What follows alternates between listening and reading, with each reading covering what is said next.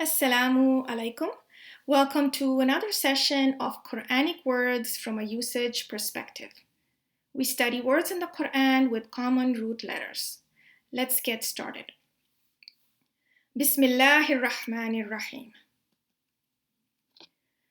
Today's first word is athath with root letters hamza, tha, tha. The root meaning has a sense of to be abundant or numerous, and from that meaning, it is used as furnishings that are produced from the animals of God's creation. This is a continuation of the previous slide to show an example of athath to mean possessions or even wealth or furnishings. Now, moving on to the next word with a little more complexity. Our next word is the past tense verb athara from the root letters hamza, tha, ra. The word shown here is yu'tharu, the passive present tense verb. This verb has several meanings. A common meaning is transmitting or narrating, as in relating of hadith. It can also mean relics or remnants from the past or passed on from generations. Thus, all those meanings shown here in red are applicable, and thus different translators have chosen different shades of meaning. So the translation would be, this is nothing but magic, imitated or narrated or of old. The word shown here is athar, a noun derived from the same root letters we are discussing, but to show another common meaning of trace or mark.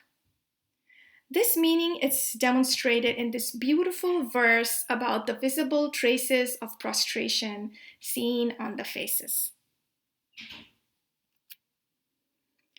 The word shown here is athar, a plural noun of the same word, athar, that we just discussed.